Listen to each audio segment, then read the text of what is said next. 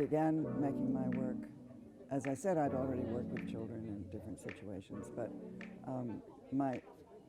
the feminist movement was at full swing in the 60s, and so I became involved with that, and my first video work, wasn't my first piece, was involved with the question is what it is it to be female?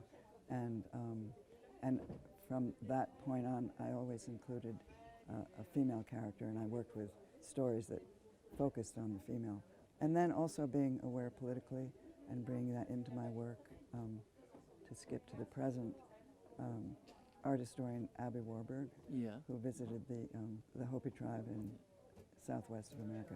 So that has another dimension to it, and it's very complicated. I don't want to talk about it, but so bringing other cultures into my work and being interested and also in your work there's this beautiful shift in a way, feminism, and now you're working with TBA 21, and you're in this whole notion of sort of ecological research. Well, I started that because I was working with an Icelandic writer, Halldór Laxness, and I worked with his book.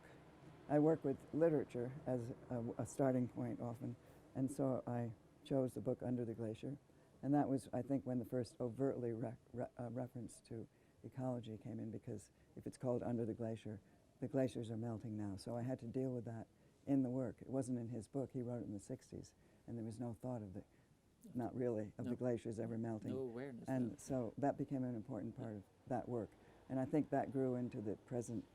There was another piece that I did at the Venice Biennale. I saw it. I was so impressed with it. It was beautiful. But involved with bees, for instance, because of a very beautiful thing that Laxness had written about bees and the miraculous aspect. So what I focus on is not telling people things are bad or what to do, but trying to show the miraculous and magical qualities of other creatures and our relationship to them. So that's very important to me right now. Through art, we try to instigate change. Is art the right vehicle for this? Is this? I just think it's one vehicle. It's not the only vehicle for sure. I mean, it cannot do it alone. It needs activists who are involved in other disciplines, and also just plain activists. As I was just mentioning examples in the civil rights movement, and that they were activists in the South, really courageous people. And so I think it needs those people. We can do a lot, for sure. But I think that the system has to shift a little bit. I don't think we're doing... In what way? Well, no, I think there should be more outreach, more working with other cultures, more programs in the inner cities. As I was mentioning, these teachers and writers that I was involved in the 60s, there's nothing like that in New York now that I know of. You think this is something that gets kindled because of the situation, or is this something that we actually need to, because in those days it actually came natural, right? It just formed itself. Because of the situation. Yeah. Is that well, the situation is pretty bad in many places now. Yeah. We just have to think of that way again. I think in a way, well, now in America it's a very bad situation with our president. If I look at your work, it's always a research, it's always an experience.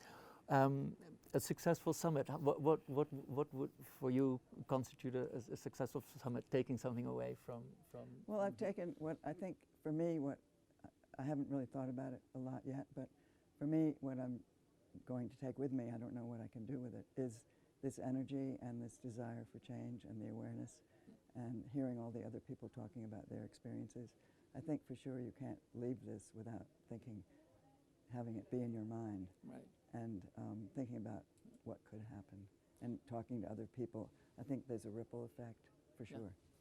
How can we, more than just a rippling effect, make this resonate in society and make it work for? I think in our own way, each of us, or groups of us, could think of specific projects that come out of this thinking. I think that's my thought. Yeah. Activist. Yeah, so I mean, I'm not going to change my work because of this. No. No.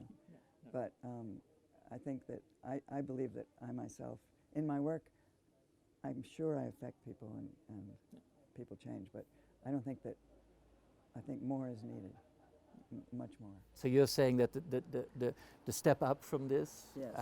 what Maya Hoffman yesterday said, the platforms that we need to create for the next generation would be activism. Absolutely. To make sure that that this other generation can and to encourage young people like, well, Greta, she doesn't need my encouragement. No, I but don't to encourage other people, you know, young people maybe.